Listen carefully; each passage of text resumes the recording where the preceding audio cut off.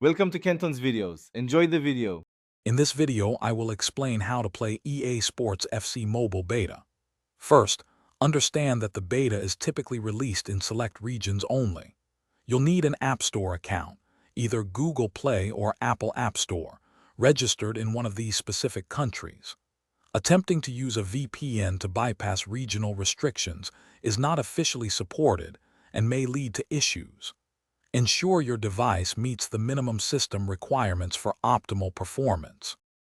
Once your App Store account is set to a supported region like Canada or Australia, open the store and search for EA Sports FC Mobile Beta.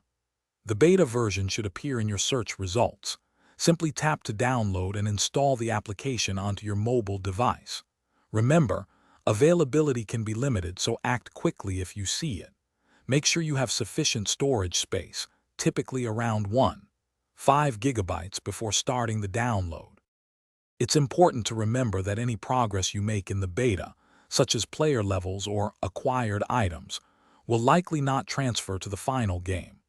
The beta is for testing, so be prepared for occasional bugs, glitches, and server maintenance.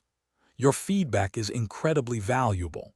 Report any issues or suggestions directly to EA Sports through their designated channels to help shape the game's development. Enjoy the early access and contribute to making the game better. Playing the beta offers an exciting, exclusive preview of new features, gameplay mechanics, and upcoming content before the official launch. Keep an eye on EA Sports FC Mobile's official social media channels for announcements regarding beta updates or future access opportunities. Remember to check the description below for a link to the new Kindle Paperwhite and other great deals.